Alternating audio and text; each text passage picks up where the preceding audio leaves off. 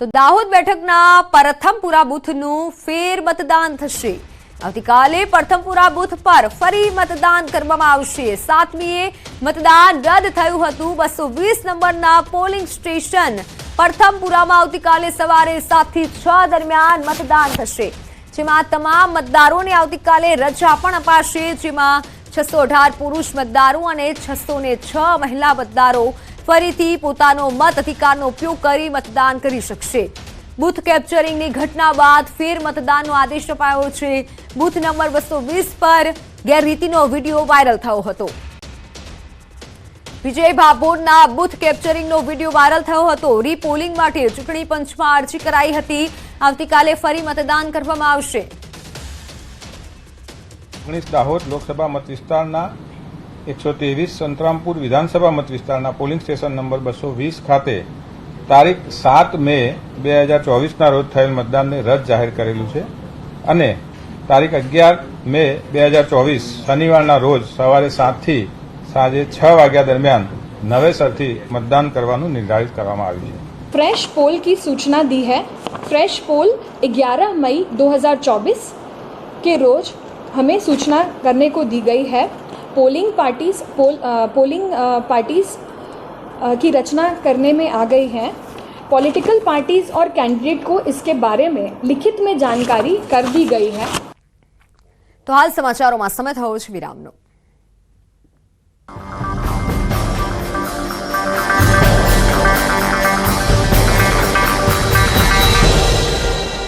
હવે ઉનાળામાં લોકોને વારંવાર છાતી અને પેટમાં બળતરાની સમસ્યાઓનો સામનો કરવો પડતો હોય છે। આવી સ્થિતિમાં કેલ્શિયમથી ભરપૂર દૂધ વધારાના એસિડને શોષીને એસિડની રચનાને રોકવામાં ખૂબ જ મદદરૂપ સાબિત થાય છે। તેથી જો તમે પણ આ ગરમીના દિવસોમાં પાચન તંત્રને લગતી સમસ્યાઓથી પરેશાન છો તો ઠંડા દૂધનું સેવન ચોક્કસ કરો। આ એસિડ રિફ્લેક્સને કારણે થતી બળતરાથી રાહત આપે છે। આરામની ઊંઘ મેળવવા માટે ઠંડુ દૂધ પણ પી શકાય છે। તેને પીવાથી બીપીમાં વધઘટની સમસ્યા પણ ઓછી થઈ જાય છે અને શરીર હળવું થઈ જાય છે।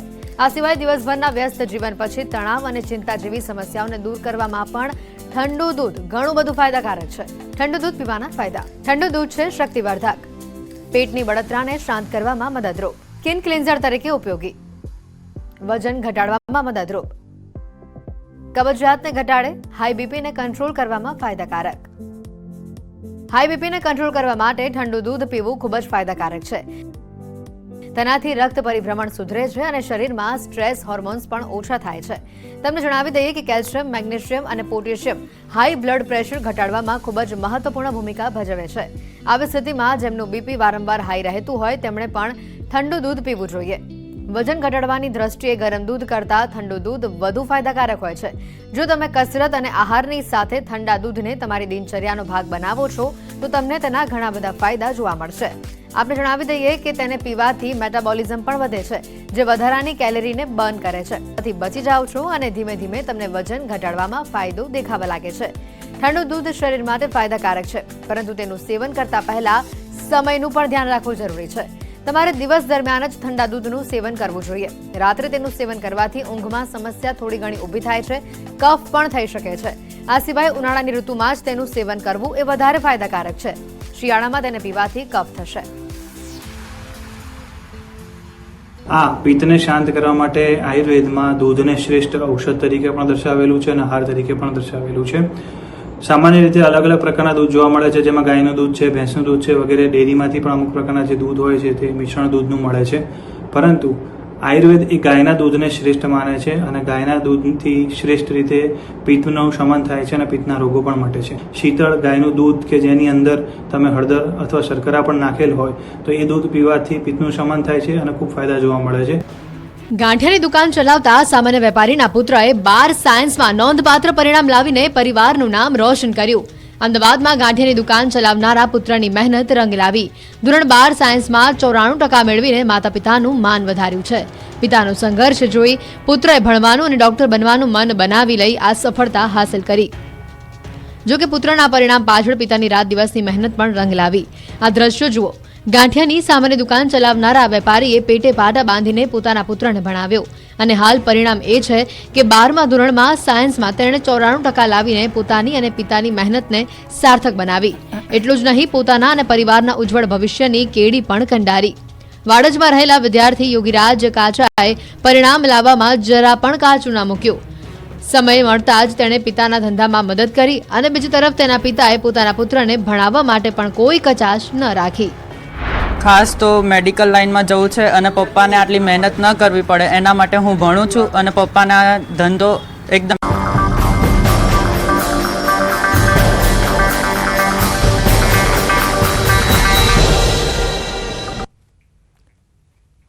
Welcome back. મહત્વના સમાચાર પર નજર. ભગવાન જગન્નાથની રથયાત્રાની તૈયારીઓ શરૂ કરવામાં આવી છે. આજે અક્ષય તૃતીયાએ રથ પૂજન કરવામાં આવ્યું. અમદાવાદના જગન્નાથ મંદિરે ત્રણેય રથનું પૂજન. અખાત્રીજના દિવસથી ભગવાનના ત્રણેય રથની વિશેષ પૂજા કર્યા બાદ રથનું સમારકામ અને રંગરોગાન શરૂ કરાશે. શાસ્ત્રોક્ત વિધિ મુજબ ત્રણેય રથની પૂજા કરવામાં આવી. શુભ મુહૂર્તમાં મંત્રોચ્ચાર સાથે રથની પૂજા થઈ.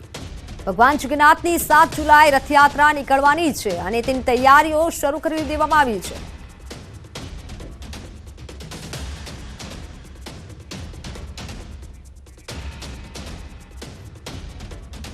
જગન્નાથ મંદિરથી મારી સાથે સંવાદદાતા વિભુ જોડાઈ ચૂક્યા છે, જેમની પાસેથી જાણીશું હાલ ત્યાં કેવો માહોલ છે.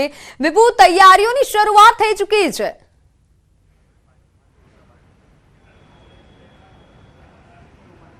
મિત્તલ, ભગવાન જગન્નાથ છે એ રથયાત્રાએ નીકળે તે પહેલાંની જે વિધિ હોય છે તે આજથી શરૂઆત કરવામાં આવે છે. આજે અખાત્રીજ છે અને અખાત્રીજના દિવસે ચંદન યાત્રા છે તે યોજાય છે. એટલે કે આપને દ્રશ્યો બતાવવા માંગીશ કે આ ભગવાન જગન્નાથનો જે રથ છે તેનું સમારકામની શરૂઆત છે તે કરવામાં આવે છે. પરંતુ આ ત્રણેય રથની પહેલાં પૂજા વિધિ કરવામાં આવે છે. મંત્રોચ્ચાર સાથે મહંત અને સાધુ સંતોની ઉપસ્થિતિમાં આ 9:30 કલાકે આ ત્રણ રથનું પૂજન વિધિ કરવામાં આવશે અને ત્યારબાદ જે રથ છે એટલે કે જ્યારે ભગવાન જગન્નાથ યાત્રાએ નીકળ્યા હોય છે અને ત્યારબાદ જે રથ આવે છે તેને તે જ સ્થિતિમાં મૂકી દેવામાં આવે છે. પરંતુ હવે જ્યારે ભગવાન ફરી રથયાત્રાએ નીકળવાના છે ત્યારે તેમના રથને શણગાર કરવામાં આવશે. એટલે કે કલર કામ છે, સમારકામ છે, તે ત્રણેય રથોનું કરવામાં આવશે અને આજથી હવે વિધિની ધીમી શરૂઆત છે તે થઈ જશે. અખાત્રીજના દિવસે પહેલાં તો રથોનું પૂજન બાદ સમારકામ અને ત્યારબાદ એક પછી એક વિધિ છે તે થતી હોય છે. જળયાત્રા નીકળતી હોય છે અને જળયાત્રા બાદ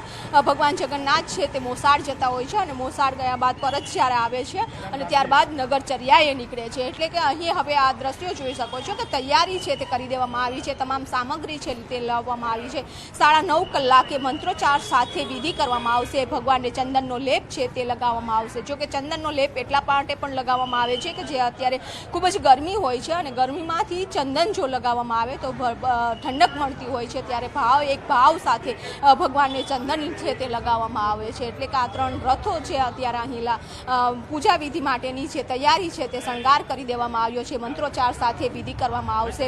સાધુ સંતો અહીં ઉપસ્થિત છે તે જોવા મળશે અને રથનું પૂજન થયા બાદ આવતીકાલથી એટલે કે ધીમે ધીમે હવે સમારકામની શરૂઆત છે, રંગરોગાનની શરૂઆત છે તે કરી દેવામાં આવશે.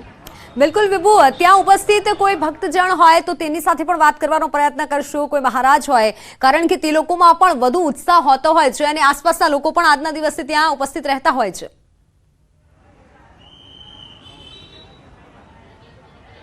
મિત્તલ, જે રીતે પુરીની યાત્રા બાદ જો સૌથી મોટી યાત્રા નીકળતી હોય તો ગુજરાતના અમદાવાદમાં છે અને અત્યારે આ પ્રસાદ પણ અહીં આવી ગયો છે. ભક્તો છે તે પણ ખૂબ જ મોટી સંખ્યામાં અહીં આવતા હોય છે. લોકોમાં અલગ જ પ્રકારનો ઉત્સાહ છે તે જોવા મળતો હોય છે. જે 1 થી 2 મહિના છે તે તૈયારી ચાલતી હોય છે અને આ જેના કારણે ભક્તોમાં પણ ઉત્સાહ હોય છે, મોસાળામાં ઉત્સાહ હોય છે. કારણ કે જ્યારે ભગવાન ખુદ નગરચર્યાએ નીકળતા હોય છે તેની તૈયારીઓ ચાલી રહી છે. નરસિંહભાઈ, એક ભક્ત તરીકે આપ શું કહેશો કે આજથી વિધિની શરૂઆત થઈ ગઈ છે, હવે ભગવાન નગરચર્યાએ જે નીકળવાનો છે સમય પણ નજીક આવશે? આગામી 7/7/2024ના દિવસે રથયાત્રાના અનુસંધાનમાં આજ રોજ જગન્નાથ મંદિરના સામે જે ત્રણ ભગવાનના રથ છે એની આજ એની પૂજા થશે. આજે અખાત્રીજ દિવસે બહુ મુહૂર્ત કહેવામાં આવે છે. ત્યારબાદ એને જળયાત્રામાં ભગવાને બેસવાની જળયાત્રા કરશે. ત્યારે 22/6/2024ના રોજ ભગવાન સરસપુર મોસાળમાં જશે 15 દિવસ માટે. અહીંયા જઈને અભિષેક થયા પછી સાંજે 4 વાગે 15 દિવસ ભગવાન મામાને ઘેર રહેશે. ગઈ સાલ કરતાં આ વખતે એટલો બધો ઉત્સવ છે, કારણ કે આ વખતે જે 31 તારીખે અમે ડ્રો કર્યો ત્યારે પબ્લિકનો બહુ આહ્વાન હતું, પબ્લિક બહુ આવી હતી. અને આજના પૂજનના દિવસે ભગવાન સરસપુર ગામના રહીશો, આજુબાજુ લોકો રાહ જોઈ રહ્યા ક્યારે રથયાત્રા, ક્યારે ભગવાન. બિલકુલ, સતત અપડેટ આપના પાસેથી લેતા રહીશું. આભાર વિભુ સમગ્ર માહિતી બદલ. તો સમાચારોમાં હાલ બસ આટલું જ. રજા આપશું. નમસ્કાર.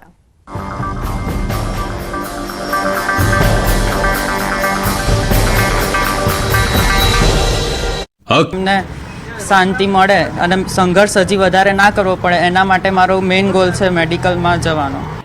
રિક્ષા ચાલકનો પુત્ર ટોપર બન્યો. ટ્યુશન વગર માત્ર સ્કૂલમાં જ અભ્યાસ કરીને ધોરણ 12 સાયન્સમાં બાજી મારીને પરિવારનું નામ રોશન કર્યું. નડિયાદમાં રિક્ષા ચાલકના પુત્રએ ધોરણ 12 સાયન્સમાં સફળતા મેળવી. આ વિદ્યાર્થીએ 99.48% સાથે A1 ગ્રેડ મેળવ્યો. આ ઉપરાંત ગુજકેટમાં પણ 99.90% રેન્ક મેળવ્યા. ઉત્કૃષ્ટ પરિણામ આવતા પરિવારમાં અને સ્નેહીજનોમાં ખુશીની લહેર છવાઈ ગઈ. સૌથી મહત્વની વાત, આ વિદ્યાર્થીએ કોઈપણ પ્રકારના ટ્યુશન વગર આ પરિણામ લાવી બતાવ્યું. નીતિનભાઈ રાવળ, જેઓ પોતે નડિયાદ શહેરમાં છૂટક રીતે રિક્ષા ચલાવી પોતાના પરિવારનું ગુજરાન ચલાવે છે, જ્યારે તેમના પત્ની જ્યોતિબેન હાઉસવાઇફ છે. તેમના સૌથી નાના પુત્ર ધ્રુવે કમાલ કરી બતાવી. ધ્રુવે તાજેતરમાં જ લેવાયેલી ધોરણ 12 બોર્ડની પરીક્ષામાં સાયન્સ પ્રવાહમાંથી ખૂબ જ સારો દેખાવ કરી જિલ્લાના ટોપર્સમાં આવ્યો છે. આજે જાહેર થયેલા બોર્ડના પરિણામમાં તેણે 99.48% સાથે A1 ગ્રેડ મેળવ્યો છે અને ગુજકેટમાં પણ 99.90% રેન્ક મેળવ્યા છે.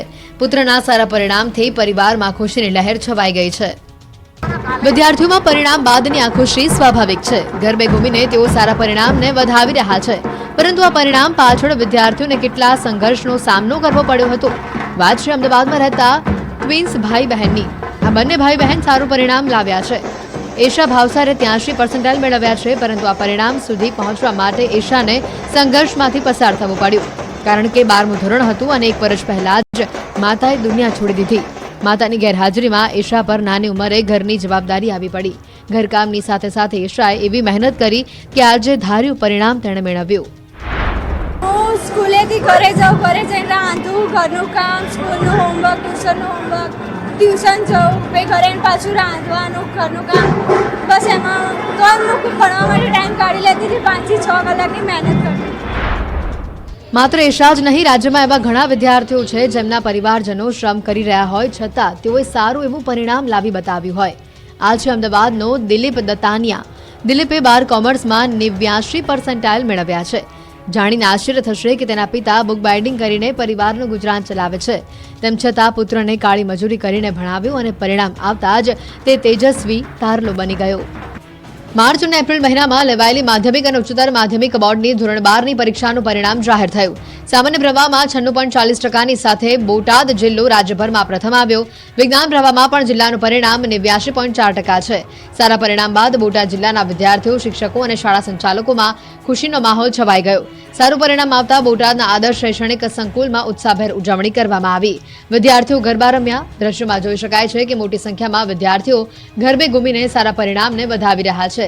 વિદ્યાર્થીઓમાં તો ખુશી હતી. આ તરફ શિક્ષકોએ પણ વિદ્યાર્થીઓની સફળતાને બિરદાવી. શિક્ષકોએ મીઠાઈ ખવડાવી વિદ્યાર્થીઓના મોં મીઠા કરાવ્યા.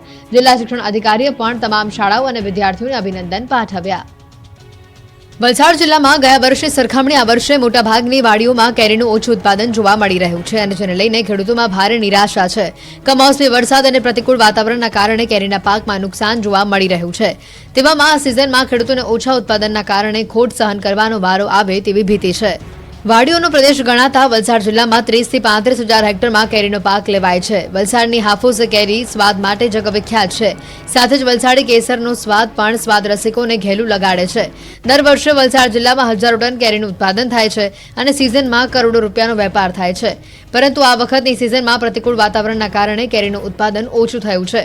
કેરી પકવતા ખેડૂતોના આ કચવાટ વચ્ચે કેટલાક વિસ્તારોમાં કેરીનું મબલક ઉત્પાદન પણ થયું છે. કેટલાક પ્રગતિશીલ ખેડૂતોની વાડીઓમાં આ વર્ષે મબલક પાક જોવા મળી રહ્યું છે. જે ખેડૂતોએ પાકની વ્યવસ્થિત માવજત કરી છે અને ઓર્ગેનિક ખેતીથી કેરીનો પાક લઈ રહ્યા છે તેવી વાડીઓમાં નજારો અલગ જ છે. વલસાડના ઉમરગામના બિલિયાના પ્રગતિશીલ ખેડૂત એવા રાજેશભાઈની વાડીમાં આંબા પર કેરીઓ ઝૂમી રહી છે. ઉમરગામના કેટલાક વિસ્તારોમાં ભૌગોલિક પરિસ્થિતિ મહારાષ્ટ્રના રત્નાગિરી અને રાયગઢ જેવી હોવાથી આ વિસ્તારોમાં કેરીનો પાક વહેલો આવે છે અને ઉત્પાદનમાં પણ વધારો જોવા મળે છે. અગનભટ્ટીમાં શેકાતા લોકો માટે રાહત. 2 દિવસ બાદ ગરમીમાંથી મળશે વસંત મસાલા.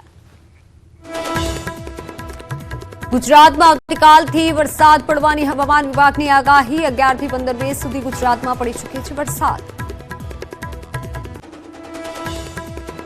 ખોટા વ્યવહારો કરતી રાજ્યભરની આંગણિયા પેઢી પર સીઆઈડીની રેડ. 25 જગ્યા પર 40 સ્ટ્રીમ ત્રાટકી.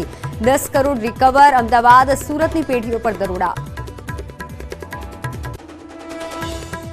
વડોદરામાં વરરાજાને આવ્યો ગુસ્સો. ડીજે બંધ કરાતા વરરાજાએ ગુમાવ્યું ભાન. ભોંકી દીધું યુવકને. ચાકુ થઈ ગયો ફરાર.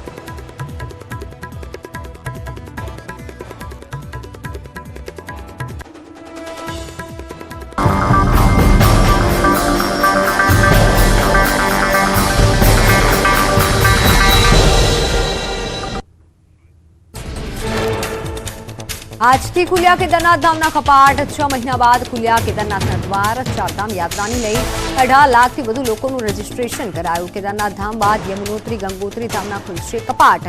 બદ્રીનાથ ધામના 12મીએ ખુલશે કપાટ. ઉત્તરાખંડના બાગેશ્વરમાં મુશળધાર વરસાદ. વરસાદના કારણે નદી નાળા છલકાયા. વૃક્ષ ધરાશાયી થયા. લોકોના ઘરમાં પાણી ઘૂસી ગયા. ગરુડ, કાંટા, કપકોટના વિસ્તારમાં સતત વરસાદથી મોટા પાયે નુકસાન થયું. ખેતરોમાં ઉભા પાકમાં વરસાદી પાણી ભરાયા. ધોધમાર વરસાદના કારણે રોડ રસ્તાઓ પાણીમાં તરબોળ. રસ્તા પર કાદવ વચ્ચે ફસાઈ કાર. આસપાસના લોકોએ કાર ચાલકને કરી મદદ. ભારે જહેમત બાદ કારને નીકળાઈ બહાર. ઉત્તરાખંડના સોમેશ્વરમાં વાદળ ફાટ્યું. અલમોડા કોસાની હાઈવે બંધ કરાયો. કાટમાળ લોકોના ઘર અને દુકાનોમાં ઘૂસી ગયો. ઘરો અને દુકાનોની દિવાલોમાં તિરાડ પડી ગઈ. લોકોના વાહનો પણ કાટમાળ નીચે દટાયા. ગિરિમથક સાપુતારામાં વાતાવરણમાં પલટો આવ્યો. ગિરકંદરા બાદ ધુમ્મસની ચાદર પથરાતા ઠંડીના ચમકારા સાથે આહલાદક નજારો જોવા મળ્યો. પ્રવાસીઓમાં ખુશીની લહેર છવાઈ. પર્વતમાળાએ ધુમ્મસની ચાદર ઓઢી લેતા નયનરમ્ય વાતાવરણ જોવા મળ્યું. 2 દિવસ આખરી ગરમી બાદ મળશે આંશિક રાહત. હવામાન વિભાગે ગરમી અંગે કરી આગાહી. 2 દિવસ બાદ ગુજરાતમાં થશે પ્રી મોન્સૂન એક્ટિવિટી. 2 દિવસ બાદ ગુજરાતમાં કરાઈ વરસાદની આગાહી. 11 થી 15મી મે સુધી ગુજરાતમાં થઈ શકે છે વરસાદ. 11મીએ નર્મદા, તાપી, ડાંગ, વલસાડ, દમણમાં પવન સાથે થઈ શકે છે વરસાદ. 13મીએ સુરત, નર્મદા, દાહોદ, વલસાડ, નવસારી સહિત વિસ્તારમાં થઈ શકે છે વરસાદ. દેશની નજીક આવી રહ્યું છે નૈઋત્યનું ચોમાસું. હવામાન નિષ્ણાંત પરેશ ગોસ્વામીએ ચોમાસાને લઈને અનુમાન વ્યક્ત કર્યું. 10 થી 12 દિવસમાં ચોમાસાની એન્ટ્રી થવાની સંભાવના. ગુજરાતમાં પ્રી મોન્સૂન એક્ટિવિટી જોવા મળશે. રાજકોટમાં ગરમી ભૂક્કા કાઢશે. 5 દિવસ રાજકોટનું તાપમાન 42 ડિગ્રીથી વધુ રહે તેવી શક્યતા. 1 સપ્તાહમાં લૂ લાગવાના 227 કેસ નોંધાયા. આરોગ્ય અધિકારીએ લોકોને ગરમીથી બચવા કર્યા સૂચન. રાજસ્થાનના ઝુંઝુનુમાં ગરમીનો પ્રકોપ. ભારે તાપથી જમીન પર માટી ઉકળવા લાગી હોય તેવો વિડીયો સામે આવ્યો. કેટલાક દિવસોથી અહીં ગરમીના કારણે માટીમાં પરપોટા થતા હોય તેવો વિડીયો વાયરલ. નીટ પરીક્ષામાં ચોરીકાંડમાં પોલીસ એક્શન મોડમાં. પંચમહાલ એસઓજીએ રોય ઓવરસીઝની ઓફિસ સીલ કરી. દસ્તાવેજી કાગળો પણ પોલીસે કર્યા જપ્ત. પોલીસ કર્મીઓના પણ લેવાયા નિવેદન. હજુ પણ ચોંકાવનારી બાબતો સામે આવી શકે. સુરતના અમરોલીમાં 17 લાખની લેતી દેતીમાં યુવકનું અપહરણ થયું. રાખડીના ધંધાના વ્યવહાર મામલે થયું અપહરણ. રાજકોટના 5 યુવાનો વાહનોમાં પહોંચી અને હુમલો કર્યો. અપહરણની સમગ્ર ઘટના સીસીટીવીમાં કેદ થઈ. આરોપીઓ ગણતરીની મિનિટોમાં ઝડપાયા. આજે ઇફકોના ચેરમેન પદની યોજાશે ચૂંટણી. ચૂંટણી માટે કુલ 21 ડિરેક્ટરો મતદાન કરશે. દિલીપ સંઘાણી ફરી એકવાર ચેરમેનની ચૂંટણી લડશે તો ડિરેક્ટર પદ પર જયેશ રાદડિયાએ ભાજપના જ બિપિન પટેલને માત આપી હતી. જેતલસર વડાલ વચ્ચે ટ્રેન અડફેટે યુવકનું મોત. યુવકે ટ્રેન નીચે પડતો મૂકી જીવન ટૂંકાવ્યું હોવાનું પ્રાથમિક અનુમાન. મૃતકના મૃતદેહને પીએમ અર્થે જેતપુર સરકારી હોસ્પિટલ લઈ જવાયો. જેતપુર પોલીસે હોસ્પિટલ પહોંચી તપાસ હાથ ધરી. રાજકોટમાં ભગવતીપરા વિસ્તારમાં ગુલિયા ગેંગનો આતંક. અંગત દાવતમાં 5 જેટલા વ્યક્તિઓએ એક્ટિવા ચાલકને માર માર્યો. સમગ્ર મામલે પોલીસે ગુનાહિત ઇતિહાસ ધરાવતા ગુલિયા સહિતના વ્યક્તિઓની શોધખોળ હાથ ધરી. ભરૂચ જિલ્લા ભાજપનો સામ પિત્રોડા સામે વિરોધ. રંગભેદની વિવાદાસ્પદ ટિપ્પણીને લઈને ભાજપે સામ પિત્રોડાનું પુતળું સળગાવ્યું. જિલ્લા ભાજપ પ્રમુખ મારુતિસિંહ અટુદરિયાએ દેશવાસીઓ માટે આવા નિવેદન અને ટિપ્પણીને લઈને દુર્ભાગ્યપૂર્ણ ગણાવ્યું. વડોદરામાં દૂધમાં ભેળસેળ કરવાના કૌભાંડ મામલે 10 દિવસ બાદ ફરિયાદ નોંધાઈ.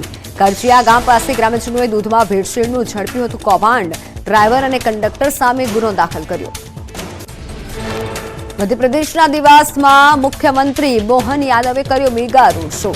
સોમેશ્વર મહાદેવ મંદિર નાહર દરવાજાથી સયાજી ગેટ સુધી નીકાળી પ્રચાર યાત્રા. કોંગ્રેસ છલ કપટ કરતી હોવાનું આપ્યું નિવેદન. મહીસાગરના પ્રથમપુરા ગામમાં આવતીકાલે ફરી થશે મતદાન. બુથ કેપ્ચરિંગ મામલે ચૂંટણી પંચનો મોટો નિર્ણય. વિજય ભાભોર નામના યુવકે બુથ કેપ્ચરિંગ કરી વિડીયો કર્યો હતો વાયરલ.